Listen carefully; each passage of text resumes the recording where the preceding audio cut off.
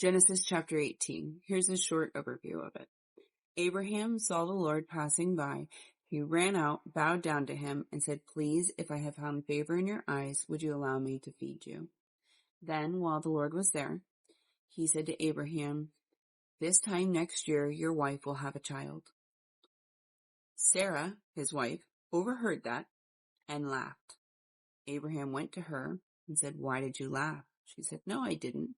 He said, "Yes, you did."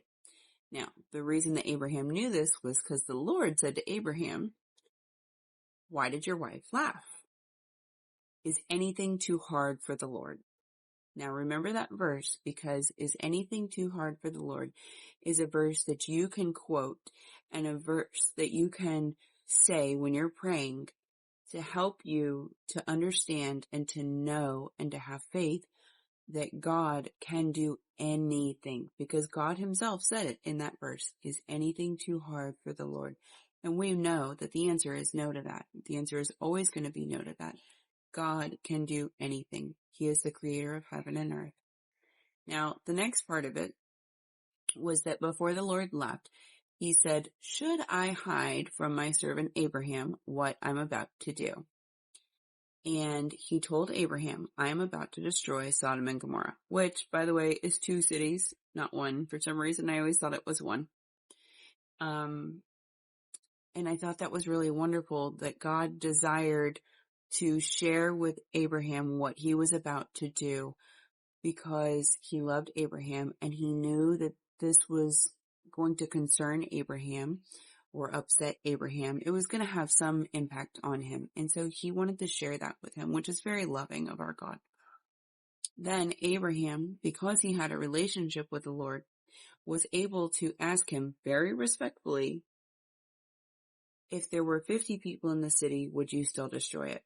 If there were 45 people, would you still destroy it?" Each time God answered him and said, "No, I wouldn't destroy it for 50 or 45, and so on and so on."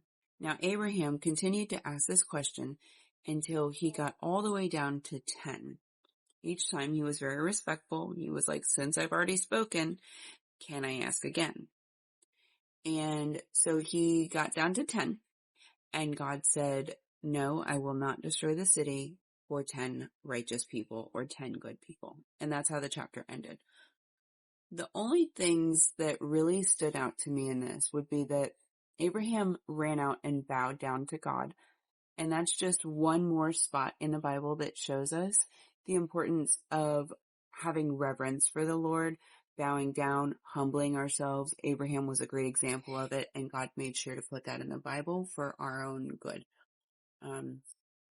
Also, I like the verse, "Is anything too hard for the Lord?" And then the last thing I would say is that Abraham had a relationship with God, and it showed because he was able to have this conversation with the Lord, and not like arrogantly, okay? He was bold about it, but humble. He was not arrogant about it.